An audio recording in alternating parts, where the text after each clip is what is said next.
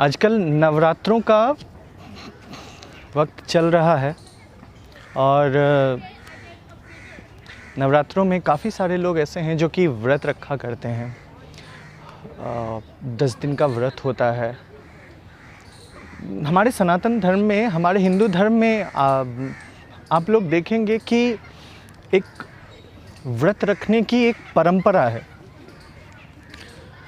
और ये परंपरा अलग अलग जगहों पे अलग अलग तरीके से निभाई जाती है।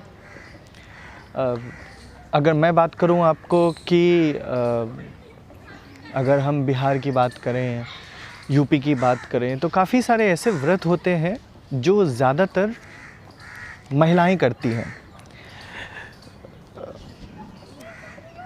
और कभी कभी तो ऐसा भी व्रत होता है जिसमें बिल्कुल ही पानी नहीं पिया जाता है, खाना नहीं खाया जाता है, बिल्कुल कुछ भी नहीं लिया जाता और पानी तक नहीं लिया जाता है।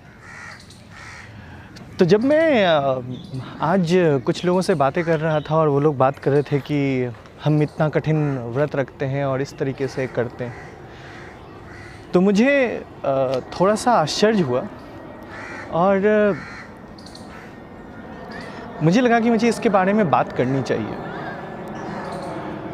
वास्तव में अगर आप देखेंगे तो जो व्रत है उसका मतलब होता है एक संकल्प। व्रत का मतलब होता है त्याग। तो अचानक से मुझे इस पे एक बुद्ध की कहानी याद आई। एक बुद्ध के शिष्य हुआ करते थे। वो एक बड़े राजा की संतान थे। तो उन्होंने फैसला किया कि मैं एक कठोर व्रत करूंगा और उन्होंने बिल्कुल भोजन, अन्न, जल, हर चीज़ छोड़ दी। उनकी हालत काफ़ी दयनीय होती गई और ये बात भगवान बुद्ध को पता चली।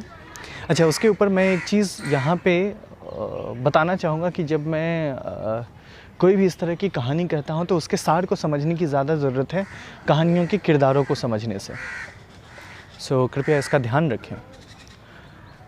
तो गौतम बुद्ध को ये बात पता चली कि उनका जो शिष्य है वो काफ़ी कमज़ोर हो चुका है, क्योंकि वो खाना नहीं खा रहा है, वो जल भी ग्रहण नहीं कर रहा है, वो बिल्कुल ही ज़िद पे अड़ा हुआ है। तो बुद्ध उसके पास मिलने के लिए पहुँचे और फिर गौतम बुद्ध ने उससे कहा कि वत्स, आप ये क्यों कर रहे हो? तो उसने कहा कि मैंने व्रत लिया है कि जब तक मुझे पूर्ण तरीके से आत्मज्ञान की प्राप्ति नहीं होती मैं बिल्कुल खाना नहीं खाऊंगा, पानी नहीं पीऊंगा, बिल्कुल भी कुछ भी नहीं करूंगा। तो गौतम बुद्ध ने सोचा कि किस तरीके से इसको समझाया जाए। उसके लिए गौतम बुद्ध ने अचानक से उनके दिमाग में ख्याल आया कि ये जो मेरा शिष्य है ये काफ़ी अच्छा संगीतज्ञ भी है। गौतम बुद्ध ने उनसे कहा कि आप कौन सा वाद्य यंत्र बजाते हैं? तो उस इंसान ने कहा कि मैं तो वीणा बजाता हूँ। गौतम बुद्ध ने कहा कि अगर वीणा की तार को और बहुत ज़्यादा कस दी जाए तो क्या ध्वनि मधुर निकलेगी? उस इंसान ने कहा कि नहीं, बिल्कुल मधुर नहीं निकलेगी।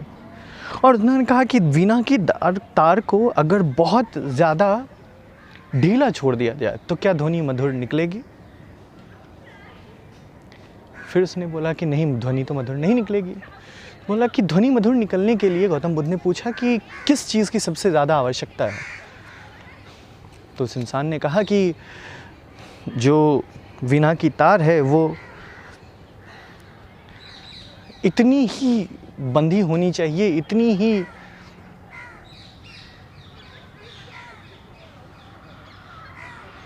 टाइट होनी चाहिए कि वो ना टूटे और ना बहुत ढीली हो और बहुत ही मध्यम में हो।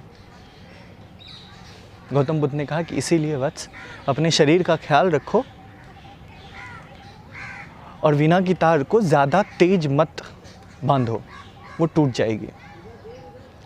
इसका सार ये है कि जो भी लोग व्रत कर रहे हैं उस व्रत का अर्थ समझें। जब तक वो उस व्रत का अर्थ नहीं समझेंगे, और साथ में जब भी वो व्रत कर रहे हैं तो किसी चीज़ को हासिल करने के लिए ना करें। व्रत आत्म संयम के लिए होता है। व्रत एक दृढ़ निश्चय को, दृढ़ संकल्प को पूरा करने के लिए होता है। पर इस दौर में जिस वक्त पे कोरोना चल रहा है और डॉक्टर्स भी कहते हैं कि लोगों को भूखे नहीं रहना चाहिए, तो आप बिल्कुल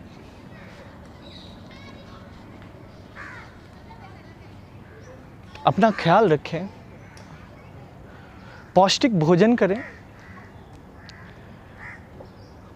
आंख मूंद कर किसी भी चीज़ों पे विश्वास ना करें, ज्ञान की ज्योत जलाएं।